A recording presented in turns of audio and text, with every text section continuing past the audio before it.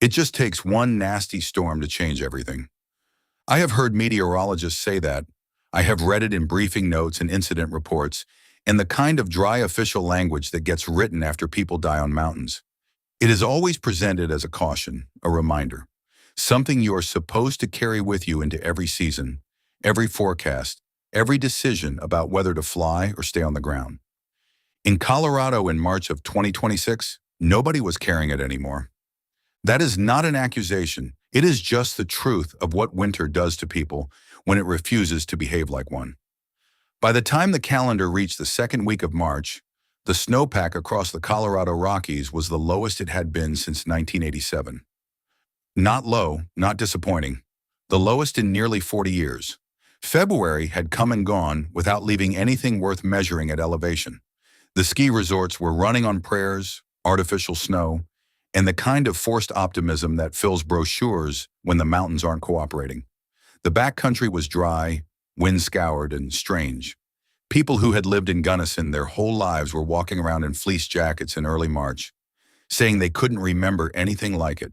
When winter refuses to show up for 4 months straight, something happens to your baseline. Your sense of what the sky is capable of quietly recalibrates downward. You stop scanning the horizon with the same vigilance. You stop building the same margins into your plans. Not consciously. Nobody decides to get careless. It just happens, the way all the most dangerous things happen. Incrementally, invisibly, until the moment it matters. The storm that ended the drought didn't announce itself the way the big ones used to. There was no multi-day buildup in the forecasts, no breathless coverage on the local news. The National Weather Service models showed a system developing to the west, tracking across the San Juan Range, with the main deterioration expected in the late afternoon of March 21st. Strong winds above treeline, significant snowfall accumulation above 11,000 feet. The kind of forecast that would have stopped climbers in their tracks in a normal winter.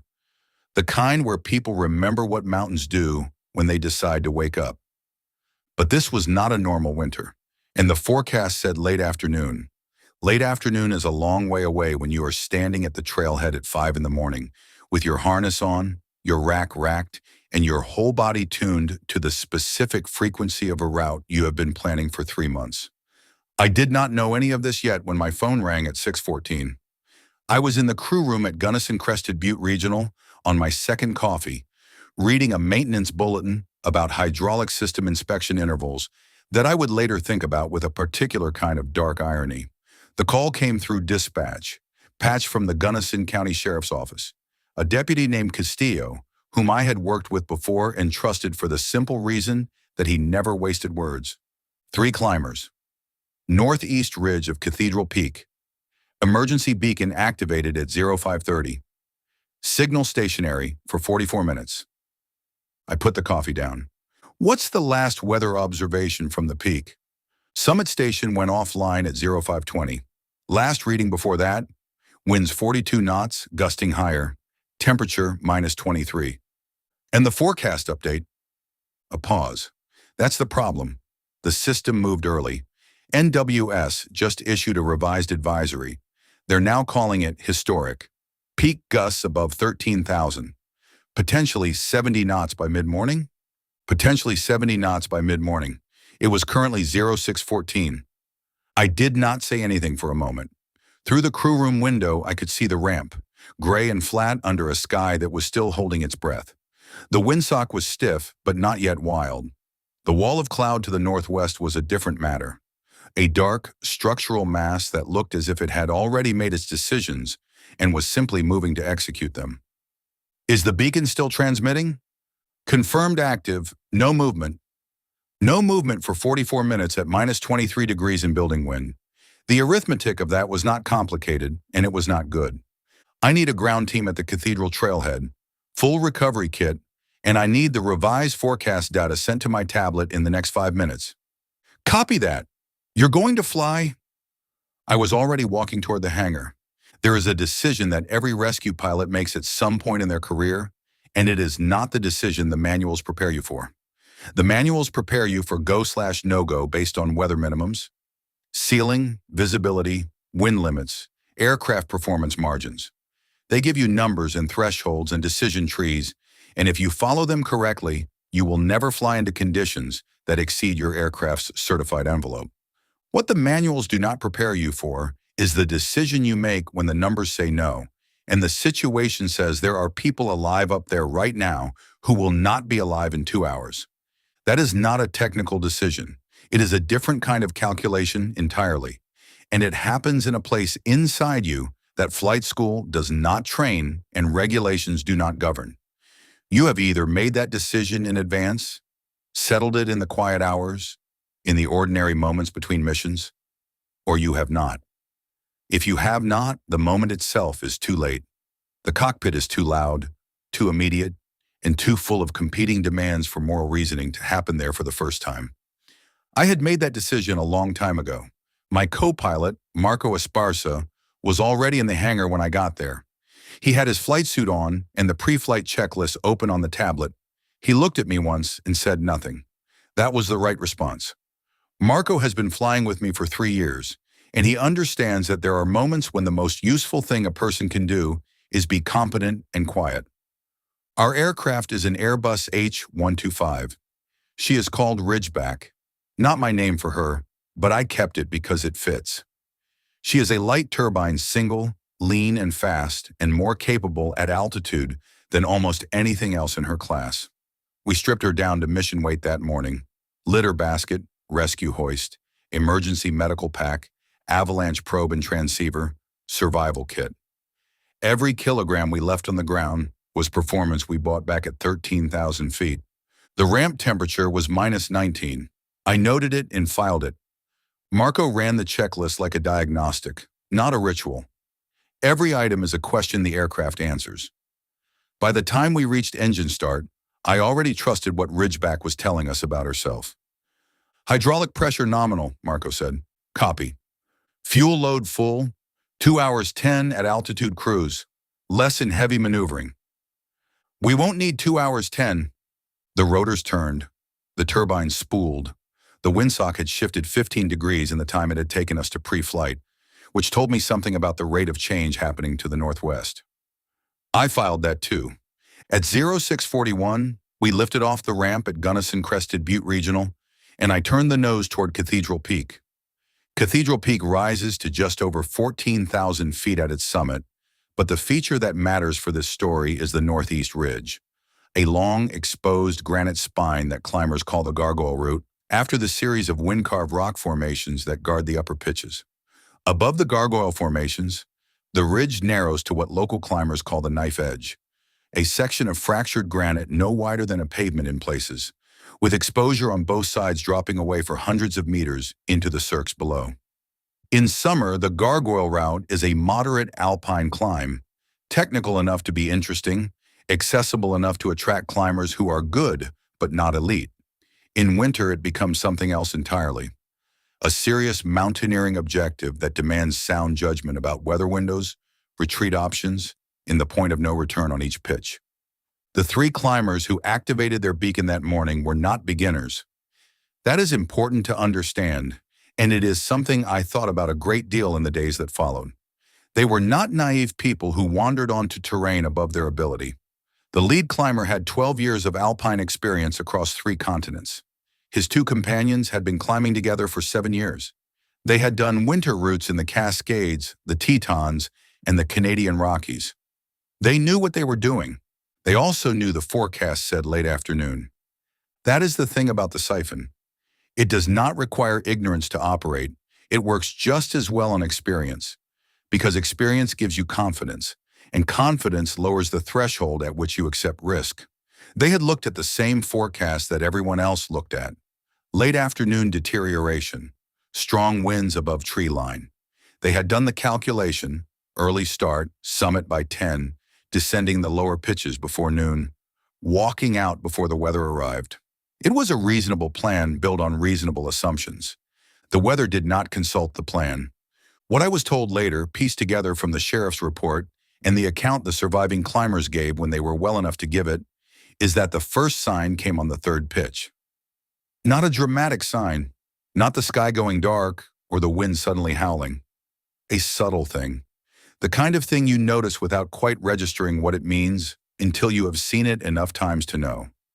Spindrift lifting upwards on the face, not blowing across it, lifting off it, rising from the surface of the snow and granite in thin, swirling curtains, pulled upward by a wind that had changed direction and increased to the point where it was working against gravity instead of with it.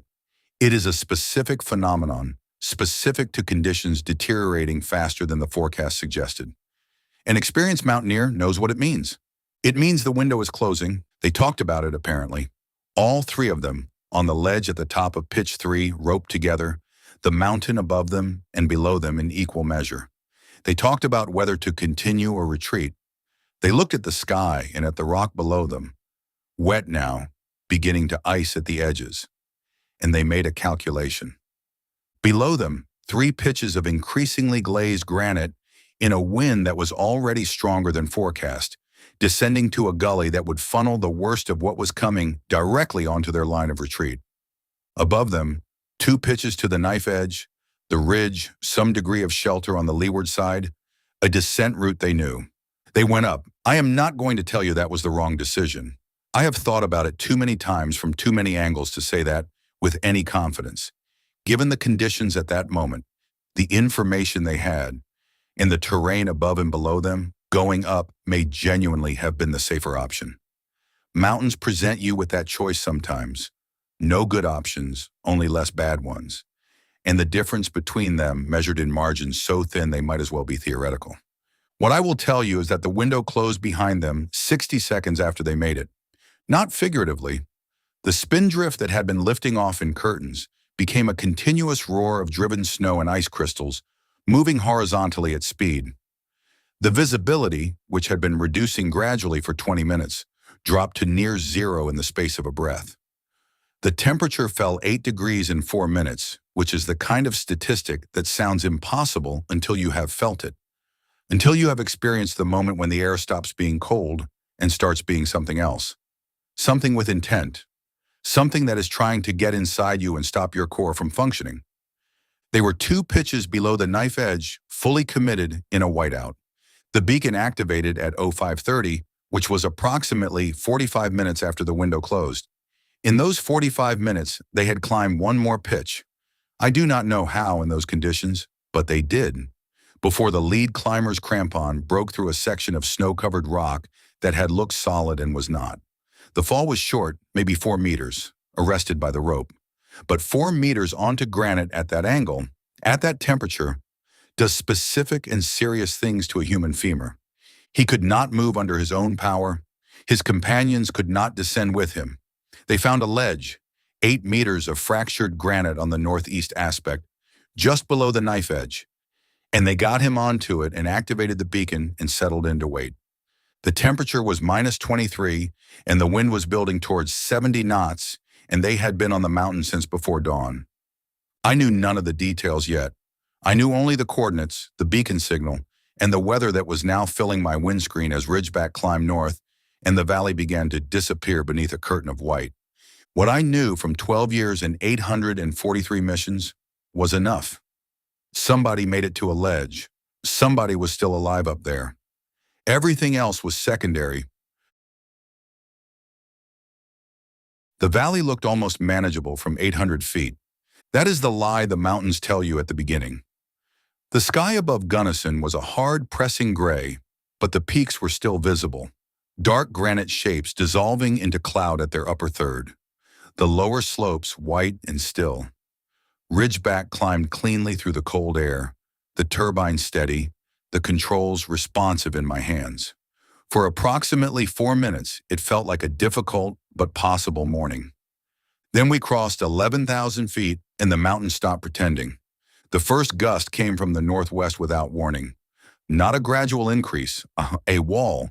60 knots of lateral force that snapped Ridgeback 15 degrees off heading before I had the cyclic corrected. The altimeter swung. The torque needle spiked hard to the right and then came back. I heard Marco pull a sharp breath through his teeth. Then he went very quiet. That is what good aviators do when the workload goes critical. They stop spending energy on anything that isn't flying. I have worked with pilots who talk more when it gets bad. filling the cockpit with commentary, narrating their own actions, burning cognitive bandwidth on words when every neuron should be on the controls. Marco is not that pilot. When he went quiet, I knew we were both in the same place. Heads down, instruments, task. The snow came in behind the gust as if it had been waiting for the introduction. Not soft obscuration, not the kind of snowfall that reduces visibility gradually and gives you time to adjust. This was driven ice crystals moving horizontally at speed, a hard structural whiteout that eliminated the outside world between one breath and the next. The peaks vanished, the valley vanished, the horizon vanished. There was only the cockpit glass, white beyond it, and the instruments in front of me telling me what the world outside had stopped showing. I transitioned to full instrument flight and did not look up from the panel again. Flying IFR in mountainous terrain is a different discipline from flying IFR over flat ground. Over flat ground, the instruments tell you your attitude and altitude and heading, and if you trust them and fly the numbers, the ground stays where it belongs, beneath you at a safe distance, not particularly interested in your situation. In the mountains, the ground has opinions. At 12,000 feet, the radar altimeter and the GPS terrain display become the two most important instruments in the cockpit. The radar altimeter tells you how far you are above whatever is directly below you. The terrain display tells you what is ahead and to the sides, the ridge lines, the couloirs, the faces that will end you if your track drifts by 30 meters in the wrong direction. You cross-reference them constantly, a loop that runs every few seconds. Altitude, terrain, heading, airspeed, altitude, terrain, heading. You do not stop the loop. You do not take your eyes off the panel to look outside, because outside, there is nothing to see. And the act of looking costs you half a second of an instrument scan that you cannot afford. 12.2, 12.4, 12.6. The GPS put Cathedral Peak's northeast ridge bearing 040 at 11 kilometers. The beacon coordinates were locked in the nav system, a small magenta cross on the terrain display sitting just below the ridgeline at 13.1. I was climbing toward it on a track that threaded between two terrain features, a judgment call I had made on the topo before we launched, calculating the approach angle that gave us the most clearance on both sides. In still air, it would have been straightforward. In 60-knot gusts with reduced visibility, it was the kind of flying that uses everything you have and then asks for more. Then, at 12,800 feet, the hydraulic pressure gauge dropped. Not a sudden failure, not a catastrophic loss. 5 psi, slow and deliberate, settling at the lower edge of the caution band and holding there. I watched it for 3 seconds before I said anything, making sure it wasn't an instrument fluctuation. It wasn't. Hydraulic caution, Marco said. He had seen it the same moment I had. I see it. A hydraulic caution at altitude in a light turbine single is not automatically fatal. The system has redundancy. The pressure can stabilize, but it can also continue to fall, and if it falls far enough, the flight controls go from powered to manual. And manual control of a helicopter in 60-knot gusts at 13,000 feet is a very short conversation with a very bad ending.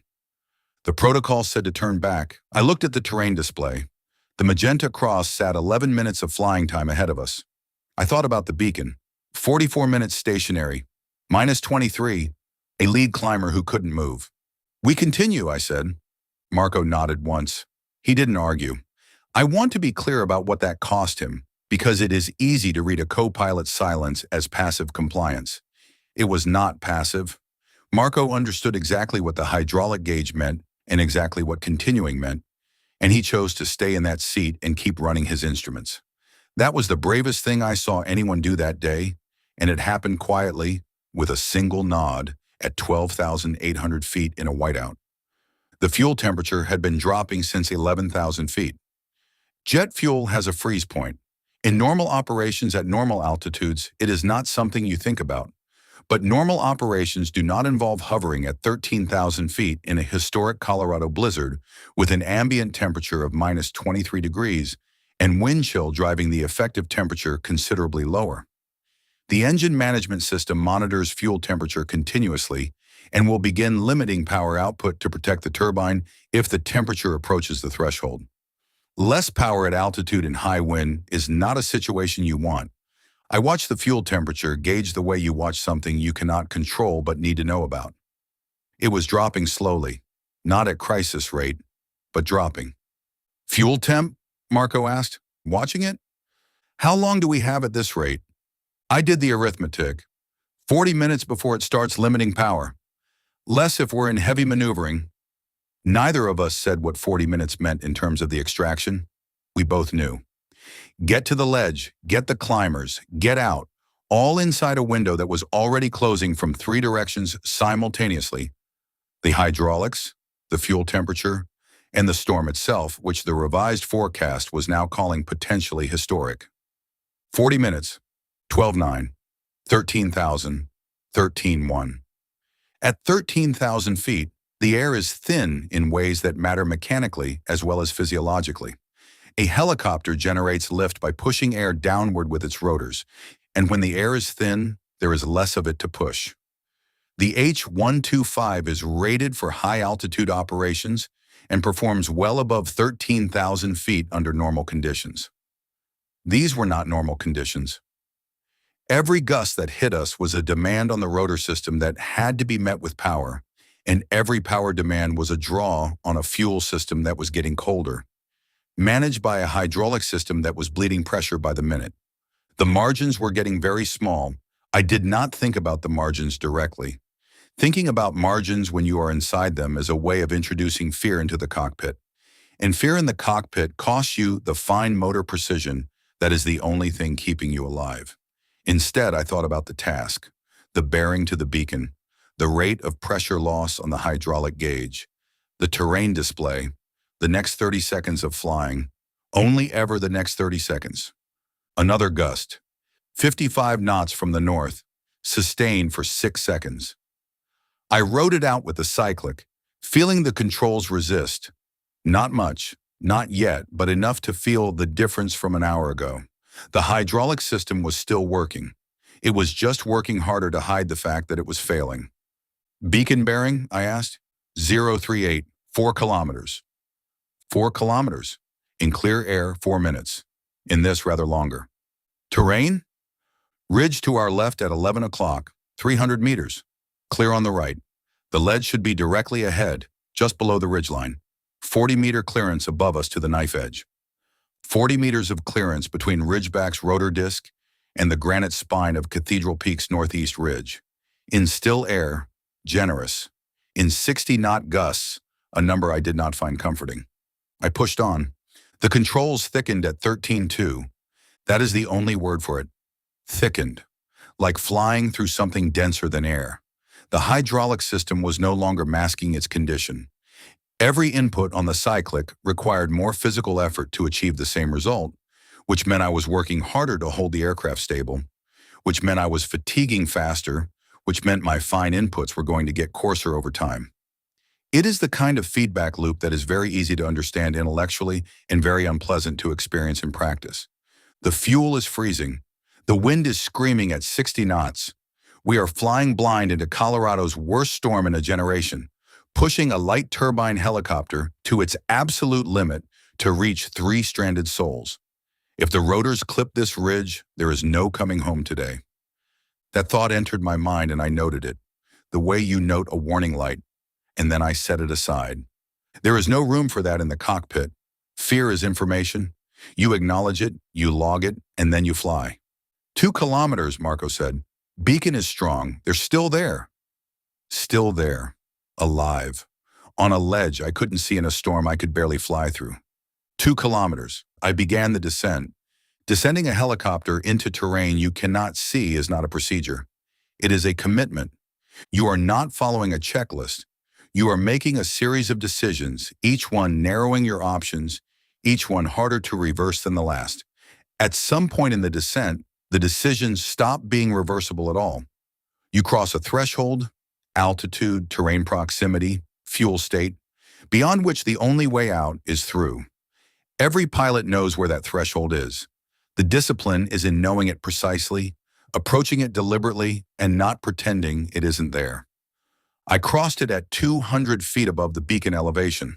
The GPS said we were directly above the coordinates. The radar altimeter said 212 feet to the surface below. The terrain display showed the knife-edge ridge 38 meters above our rotor disc. A number I cross-checked twice because 38 meters is not a margin, it is an arrangement, and arrangements in 60-knot gusts require your complete attention. I reduced power and began the descent, 10 feet per minute, slow enough that any deviation in terrain or gust response could be caught and corrected before it became something worse. The controls were heavy now, the hydraulic system still functioning, but making no effort to disguise what it was doing. Every cyclic input required deliberate physical force. I was not flying the aircraft so much as negotiating with it. 50 feet per minute of descent, 160 feet to the surface. Terrain clear on all sides, Marco said. Ridgeline holding at 35 meters above. Copy. 100 feet. The radar altimeter counted down in increments that felt much larger than they were. 80 feet, 60. At 50 feet, the rotor wash hit the ledge below us and punched through the snowpack.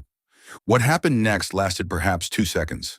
The driven snow that had been a continuous white wall outside the cockpit was suddenly interrupted. A circle of cleared air directly below the aircraft, the downdraft from the rotors scouring the surface clean and pushing the storm sideways for just long enough to give me a visual. A real visual. Not instruments. Not numbers on a screen. A granite ledge. 8 meters of fractured rock on the northeast face of Cathedral Peak. Gray and brutal and real, sitting in a pocket of sudden clarity beneath the aircraft. And 3 people on it. I saw them in a single compressed image, the way you see things in high-stress moments, with a clarity that burns the detail into memory. The lead climber was flat on the rock, his right leg at an angle that told me everything I needed to know about his femur. His 2 companions were kneeling over him, faces turned upward toward the sound of the rotors. Orange high-altitude suits caked gray with ice. 3 sets of eyes finding the aircraft through the briefly cleared air. I held the hover. A hover exit onto terrain is exactly what it sounds like, and it is exactly as dangerous as it sounds. The goal is to bring the aircraft low enough, close enough to the surface, for the rescue crew to step from the skid onto solid ground without the aircraft ever fully landing. You do not land. Landing on an uneven frozen ledge with a failing hydraulic system in 60-knot wind is a way of turning a rescue into a body recovery. You hover, you hold, you trust the machine and your inputs and the arithmetic of rotor physics to keep everything in the place it needs to be. The ledge was 8 meters wide. Ridgeback's rotor disc is 10 meters in diameter. The rock face of the northeast ridge was 12 meters to our left. I want you to sit with those numbers for a moment. 8 meters of usable surface, 10 meters of spinning rotor, 12 meters to the cliff face that would end us if a single gust pushed us left at the wrong instant. In still air, those margins are tight but workable. In the gusts that were now hitting us every 40 to 60 seconds, they were theoretical. They existed on paper, on the GPS display, and in the part of my brain that was running the geometry continuously, and whether they existed in the next 30 seconds depended entirely on the storm's intentions. The storm had not shared its intentions. 3 meters, Marco said, reading the radar altimeter. He had unclipped from his seat and moved to the door. 2.5. I nodded without taking my eyes off the instruments. 2 meters. The skids were 4 feet above the ledge. Close enough. Marco moved the way he always moves in the critical moments. Without drama, without hesitation, with the precise economy of someone who has rehearsed this in his mind so many times that the body simply follows. He clipped the internal safety line, slid the door back against the howling wind, and stepped out onto the right skid in one motion. The wind hit the open door as if it were a physical object. Ridgeback yawed left. I caught it. Cyclic right, tail rotor input, power adjustment, a correction that took maybe half a second and cost me 10 years off the hydraulic system's remaining service life. The aircraft came back to heading. The skid was 4 feet above the granite. Marco stepped down. The gap between the skid and the ledge surface was roughly half a meter. In good conditions, a short controlled drop.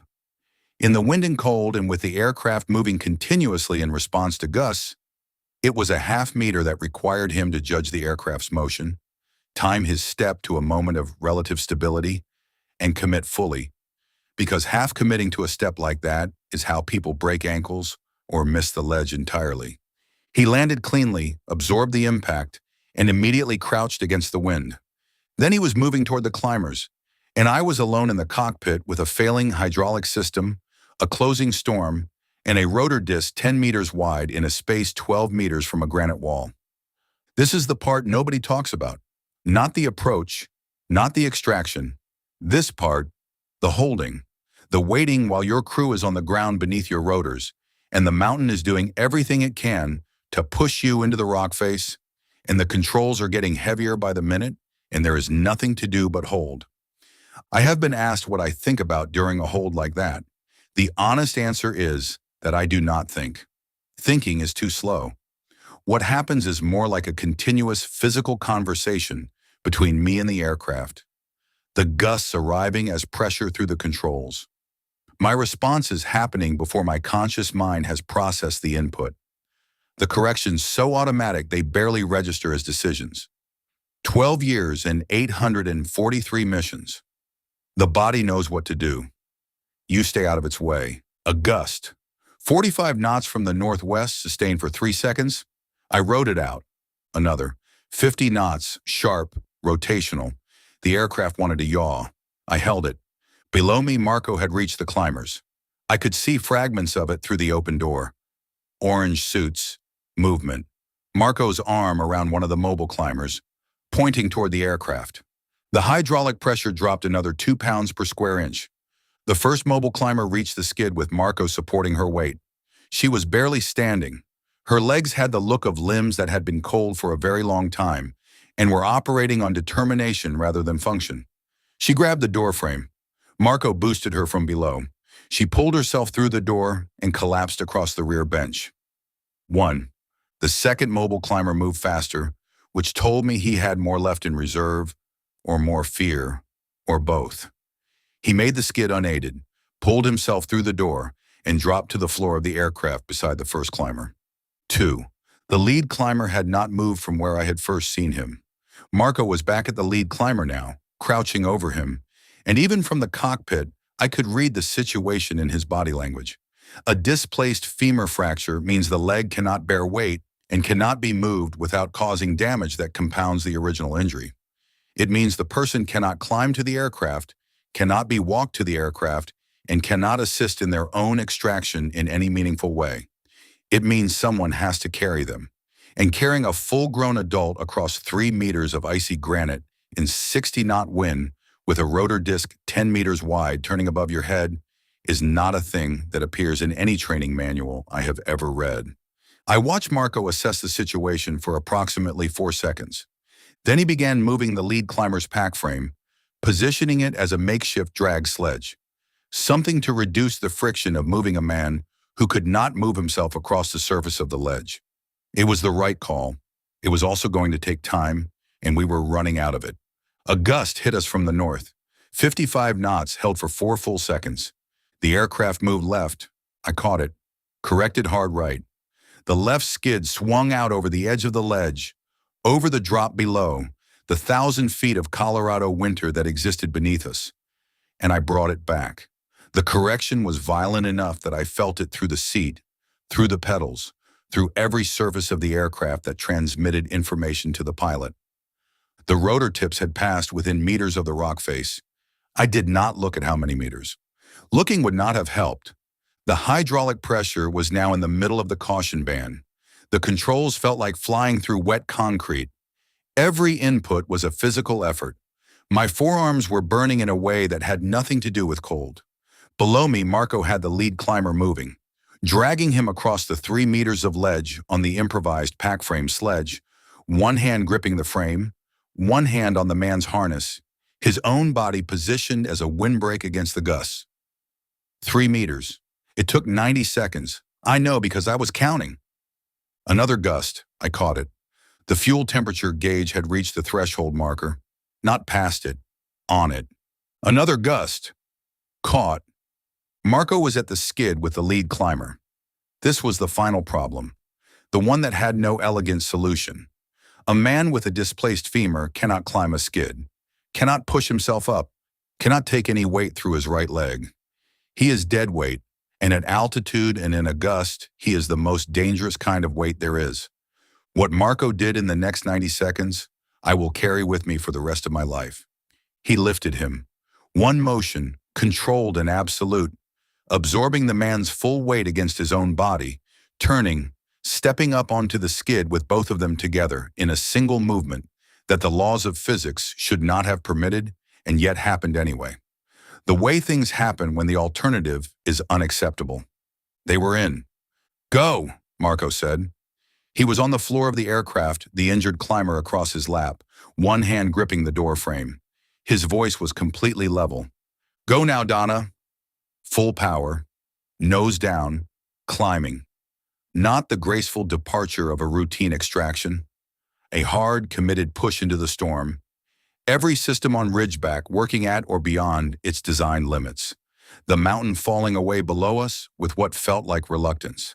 As if Cathedral Peak had not quite finished with us yet and was making that known through the controls, through the weather, through the hydraulic system that was now bleeding pressure in a way that was no longer subtle. We had 3 people on the floor of the aircraft who needed to be alive in 40 minutes. We had a machine that was not sure it could fly for 40 minutes. I pushed the nose forward and climbed. The weight was wrong from the first second. I felt it immediately. The way a pilot feels everything, through the seat and the pedals and the pressure required on the collective to maintain rotor RPM. Ridgeback is rated for high-altitude operations with a full load. The certification figures assume sea-level atmospheric standards adjusted for altitude, a functioning hydraulic system, and wind conditions within the aircraft's operational envelope. We had none of those things. What we had was 3 hypothermic climbers, one with a displaced femur, 2 who had been immobile at minus 23 degrees for the better part of 2 hours, plus Marco, plus me, plus the mission equipment we had not been able to strip. The total load was inside the aircraft's certified maximum, but certified maximum and actual performance margin are different numbers, and the difference between them is what I was flying on. "Weight check," Marco said from the floor. He had not moved from his position with the injured climber, but his free hand was already working the performance tablet strapped to the rear bulkhead. "Give me numbers." "We're at 91% of max gross. Density altitude at this elevation in current conditions puts our actual hover ceiling about 300 feet below where we're sitting. 300 feet below where we were sitting, which meant we were not hovering, we were flying, moving forward to generate translational lift, trading the hover efficiency we no longer had for the forward flight performance that was the only thing keeping us airborne. Stop moving and we would sink. In the terrain we were currently occupying, sinking was not an option. "Understood. We stay in forward flight." "Dana," a pause, "the Valley Corridor, NWS, just pushed an update." I did not look away from the instruments. "Tell me." "The southern corridor is closing. Storm is tracking faster than the revised forecast. They're calling full whiteout below 10,000 in approximately..." He stopped. I heard him calculating. 12 minutes. 12 minutes. The valley floor at the base of Cathedral Peak sits at approximately 9,000 feet. The flight path back to Gunnison runs south through a corridor between 2 ridge lines, a route I had threaded on the way in and memorized the way you memorize things you may need to use under pressure. That corridor was our only viable exit. Above it, the terrain was impassable. East and west, the ridge lines closed off any alternative. South was the way out, and south was about to become the inside of a cloud. 12 minutes. How long to the corridor entrance at current speed? 7 minutes, maybe 8. 4 minutes of margin. In a damaged aircraft, in deteriorating visibility, with a full load and a hydraulic system that was failing by degrees. I did not tell Marco what I thought about the 4-minute margin. He already knew. The climbers on the floor were not silent. The woman was conscious and shaking with the deep, uncontrolled shivering of someone whose core temperature had dropped below the point where the body's heating mechanisms are working properly. It is a sound, that shivering, that is both frightening and reassuring. Frightening because of what it means, reassuring because unconsciousness is quieter. The young man was talking, short, disconnected sentences directed at no one in particular. "We should have gone down," he said. "On pitch 3. We should have gone down." I did not respond. I was flying. But I heard him. The lead climber, Daniel, I would learn his name later, was quiet. Marco had his airway clear and his head positioned, in 2 emergency blankets wrapped around the displacement of his right femur, which was the best that could be done at altitude in the back of a helicopter. His breathing was audible from the cockpit. Slow, present, enough. "Vitals?" I asked. "Pulse weak but regular. Breathing shallow. Core temp." "I can't get a reliable reading with the door seal compromised. He's cold, Dana. We need to be on the ground." 7 minutes. At 13,000 feet, the hydraulic pressure crossed the lower caution threshold and kept going. I felt it before I saw it. The cyclic went from heavy to resistant. A qualitative shift, not just more force required, but a different kind of force, as if the aircraft was now making independent decisions about how far it was willing to move in response to my inputs. It was not. Machines do not make decisions. But the sensation is real, and any pilot who tells you they have not anthropomorphized a failing system in a critical moment is either lying or has never had a system fail critically. Ridgeback was telling me something. I listened. "Hydraulic pressure?" Marco asked. He had seen the master caution light from the floor. "Below lower caution limit. We have partial authority remaining. Full loss is," I calculated, "possible, not certain. We manage the inputs." Managing the inputs meant reducing the frequency and magnitude of my control movements, making smaller corrections, and accepting slightly more aircraft motion in exchange for preserving the remaining hydraulic fluid pressure. In calm conditions, that is a manageable adaptation. In 60-knot gusts at 13,000 feet with a full load, it means accepting a level of aircraft movement that is deeply uncomfortable and trusting that the margins are wide enough to absorb it. The margins were not wide. I managed the inputs. 6 minutes to the quarter, then 5. The visibility had been deteriorating since we left the ledge. The brief clarity that the rotor wash had punched through the snowpack was long gone, replaced by the same hard structural whiteout we had climbed through on the way up. I was on instruments entirely. GPS tracked toward the corridor entrance, radar altimeter keeping us above the terrain, terrain display showing the ridge lines on either side of our route, converging and then opening again as we approached the valley. The storm was coming from the northwest, and we were heading south. That meant it was behind us and to our left, pushing. Under different circumstances, that would be an advantage. A tailwind, free speed. Under these circumstances, the gusts were asymmetric, hitting us from the left rear quarter, trying to rotate the aircraft nose right and push us toward the eastern ridgeline. I held the track. Every correction was a draw on the hydraulic pressure. Every draw brought the system closer to the point at which the corrections would no longer be possible. I was flying a calculation as much as an aircraft.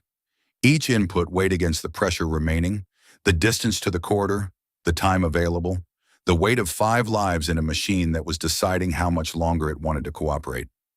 4 minutes. "Corridor entrance in 90 seconds, Marco said. He was back in his seat now. I had not heard him move. But there he was, instruments up, tablet in hand. He had left the injured climber secured against the rear bench with the 2 mobile climbers positioned on either side of him. I did not ask when he had done it. He had done it. "Storm edge? We're going to be close." 90 seconds. The corridor entrance is a gap in the ridgeline at approximately 10-8, a natural funnel that channels the air from the high terrain down into the Gunnison Valley. On the way up, it had been turbulent, but navigable. What came through it now was different. A compressed river of cold air moving at speed, the storm's leading edge funneling through the gap and accelerating as the terrain narrowed. We hit it at the corridor entrance, and it was like flying into a wall that had opinions. The aircraft dropped 40 feet in 2 seconds. Not a gradual sink, a sudden loss of lift as the turbulent air disrupted the rotor's ability to generate thrust. My hand was on the collective before the drop registered consciously, Power up, nose attitude adjusted, the aircraft clawing back the lost altitude through the controls that were still, barely, responding to what I asked of them. We came back up, level, forward. 40 feet, Marco said. I know. Hydraulic pressure is critical. I know. Below 10,000 feet, the corridor widened. The ridgeline stepped back on either side. The compressed air turbulence eased from violent to merely severe, which in any other context would not have felt like relief, but in this context absolutely did. The terrain display showed a clear valley floor ahead. The GPS showed Gunnison-crested Butte Regional at 31 kilometers. 18 minutes of flying. At the current hydraulic state, the numbers had stopped being comfortable approximately 20 minutes ago. Now they were what they were, and what they were was enough, or it wasn't, and I would know which one it was when we either landed or we didn't. I held the track south and flew. At 11,000 feet, the young man on the floor said something I have thought about many times since. The spindrift, he said, not to me, not to Marco, to the aircraft, or to himself, or to the mountain behind us. When the spindrift started coming up the face, that was it. That was the moment. I did not respond. I was flying, but I filed it. 31 kilometers became 20. 20 became 10. The hydraulic pressure held. Barely, improbably, stubbornly, it held. Not at a value that would have satisfied any maintenance engineer or passed any inspection, but at a value that kept the controls within the possible range. The fuel temperature had stabilized when we descended below 11,000 feet. The denser air and slightly higher ambient temperature, giving the system back the margin it had been losing on the climb. The storm was behind us now, still building, still tracking south, but behind us. 10 kilometers became 5. At 5 kilometers, I could see the valley floor. Not clearly, not well, but I could see it, shapes through the gray. The pale rectangle of the ramp at Gunnison-crested Butte Regional. The rotating beacon marks the field. I had never been so glad to see an airport beacon in 844 missions. Visual on the field, I said. Copy, Marco said. Then quietly, nice work, Dana. I did not respond to that. There would be time for it later, or there wouldn't. Right now, there was a damaged aircraft with 3 hypothermic patients and a hydraulic system that had perhaps 5 minutes of partial authority remaining, and there was a runway, and the only thing between those two things was a landing I needed to fly perfectly. I flew it perfectly. The landing was not clean. I want to be honest about that. The accounts that get written after rescues like this one tend toward a certain narrative shape. The heroic approach, the impossible extraction, the triumphant return. They are not wrong exactly, but they leave things out. They leave out the last 200 feet of final approach when the hydraulic pressure dropped below the minimum operational threshold and the cyclic went from resistant to brutal. A lever requiring both hands and everything my forearms had left, fighting for inputs that the aircraft was no longer inclined to cooperate with. They leave out the last 50 feet when Ridgeback began to drift left in a gust, and I corrected with a force that was less flying and more argument. They leave out the last 10 feet when I put her down harder than I have put an aircraft down in 12 years. Not a crash, not even close to a crash, but not a landing I will submit for any award. The skids hit the ramp at Gunnison-crested Butte Regional at 0841 with a solidity that told me, and everyone on board, that we were on the ground. I shut down the engine and sat in the cockpit while the rotors coasted to a stop. Outside, through the cockpit glass, I could see the paramedics already moving. 2 teams, stretchers, the kind of focused, efficient motion that means people have been briefed and are ready. The sheriff's vehicle was on the ramp. A cluster of airport staff stood at the edge of the apron in the gray morning, which almost never happens. And the fact that it was happening told me the story had gotten out while we were on the mountain. I could hear Marco behind me, already talking to the paramedics through the open door, his voice steady and precise, giving them Daniel Marsh's vitals, the estimated exposure time, and the femur status. The same voice he had used on every radio call during the flight. Calm, useful, exactly what was needed. I did not move for approximately 90 seconds. This is not something that appears in any report either. The 90 seconds after a mission like that one, when the aircraft is down and the patients are being handed over and your body is still running on the chemistry of extreme stress and has not yet received the message that the emergency is over. You sit, you breathe. You let the cockpit be quiet around you for a moment, which is not long enough and is also exactly long enough. Then I climb down. The maintenance crew found the fault the following morning: a hairline fracture in a hydraulic return line fitting, a crack no wider than a human hair in a component that had passed its last scheduled inspection 11 days earlier. The fracture had been propagating slowly, probably for weeks, invisible to external inspection, bleeding fluid at altitude under the pressure differential imposed by high-altitude operations on the system. In normal conditions, at a lower altitude, on a standard mission profile, it would have continued propagating until the next inspection caught it, or until it failed catastrophically on a day when the consequences were manageable.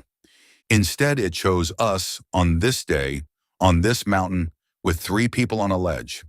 The chief engineer showed me the fitting in a small plastic evidence bag, the crack visible under a loop. He held it up to the light and said nothing for a moment. 20 minutes, he said finally. Maybe 25. That's what you had left before full hydraulic loss. I looked at the fitting in the bag, at the crack that was the width of a hair and had nearly been the width of everything. Thank you, I said. I meant it for more than the information. I visited Daniel Marsh in the hospital 6 days after the rescue. He was sitting up in bed with his right leg in an external fixator, a titanium scaffolding that held the femur in alignment while the surgical repair consolidated. He looked better than I expected. Not well, but present, alert. The particular alertness of someone who has recently been reminded that being alive is not guaranteed. His sister was there. One of the mobile climbers, Elena, I learned. She had been discharged 2 days earlier, cleared of serious frostbite injury, and had come back to sit with her brother. The other climber, a young man named Rory, had been treated and released the same day we landed. Daniel looked at me for a long moment when I walked in. I watched you from the ledge, he said. When you were holding the hover, I could see the aircraft moving in the gusts. I could see how close the rotors were to the rock. I did not say anything. I kept thinking, she's going to have to leave. The conditions are too bad. She's going to have to pull up and go. He paused. You didn't. No, I said. I didn't. Elena said, we made a mistake. On pitch 3. We knew the weather was changing, and we went up anyway. I had thought about what I would say if someone said that to me. I had thought about it in the way you think about things after a mission that came as close as this one did. Turning it over in the quiet hours, examining it from different angles, trying to understand it well enough to carry it without it becoming too heavy. You made a decision with the information you had, I said. The forecast was wrong. The mountain moved faster than anyone predicted. Below you was glazed rock and building wind. Above you was the ridge. I paused. I'm not sure I would have gone down either. Elena looked at me steadily. But you might have. Yes, I said, I might have. That is as honest as I can be about it. The margin between the decision to activate a beacon and the decision to walk out safely is sometimes very wide. Sometimes it is the width of a hair. On March 21st, 2026, on the northeast ridge of Cathedral Peak, it was the width of the moment when the spindrift lifted off the face, and 3 people looked at each other, and the mountain waited to see what they would do. There is a broader story in what happened that day, and I have thought about whether it belongs here. The 2026 search and rescue season in Colorado had already been unusual before March 21st. The failed winter, the lowest snowpack in nearly 40 years, the months of anomalous warmth, had created conditions that no one's historical models were well calibrated for. Avalanche risk was abnormal. Snowpack stability was abnormal. And crucially, the collective vigilance that a hard winter builds in a mountain community, the instinctive caution that comes from a season of regular storms and regular reminders of what the range is capable of, had been eroded by 4 months of weather that felt like an extended autumn. The forecasters who got the timing wrong on March 21st were not incompetent. They were working with models trained on historical patterns, and the pattern that day was not historical. A record dry winter ending in a rapid, violent reversal. A system that moved 4 to 5 hours ahead of its projected track as it encountered conditions the atmosphere had not produced in this combination for a generation. The margin of error in mountain meteorology is always wider than it looks on a weather app. On that day, it was wider than anyone had accounted for. Technology helped us survive it.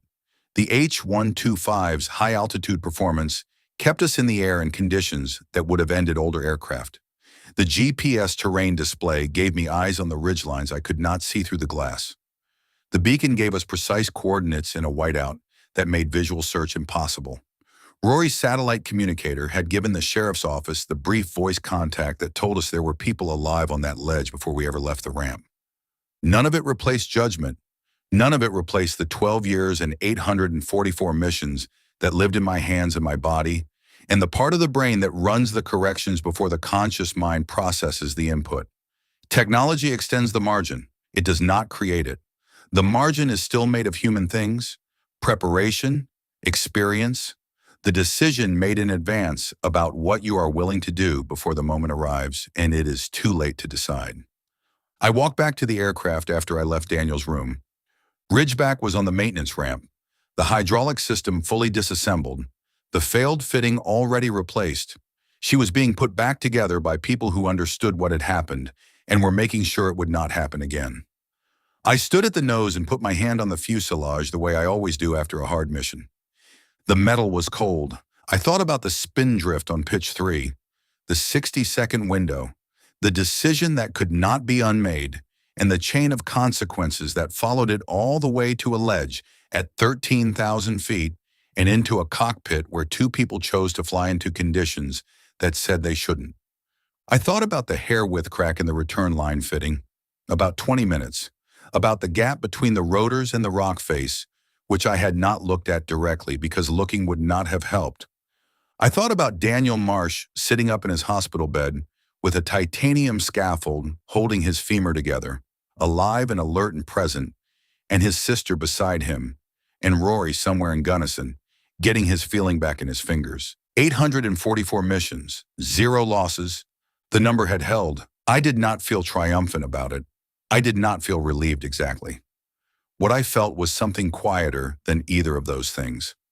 A clear-eyed acknowledgement that the margin had been very thin, and that thin margins do not always hold, and that the fact of this one holding was something to carry carefully, not loudly. Some days the mountain takes, some days it gives back. On March 21st, 2026, it gave back. I was not going to pretend to know why. Before you go, I want to say something that matters to me. Dana Reeves is fictional. The people she is built from are not. Every mountain rescue volunteer who has ever driven to a trailhead at 3 a.m. in a storm, every search and rescue crew member who has shouldered a pack and gone uphill towards something the rest of the world is running away from, every helicopter crew that has looked at conditions and said no and flown anyway because someone was out there. Those people are real. They exist in every mountain range in the world, and most of them do it for nothing except the knowledge that they were there when it counted. Many are volunteers, which means they run on donations, on community support, on the quiet generosity of people who understand what it costs to keep a rescue team ready. If this story meant something to you, please find your local mountain rescue team and consider giving what you can. It does not have to be much. Equipment costs money. Training costs money. The readiness that means someone answers when a beacon activates at 13,000 feet in a whiteout, that costs money too. Search for mountain rescue or search and rescue in your area. They will not be hard to find. They never stop being ready. And if you want to hear more stories like this one, please subscribe. Leave a like. It helps more than you know. There are more mountains, more storms, more people need to come home. We will be here.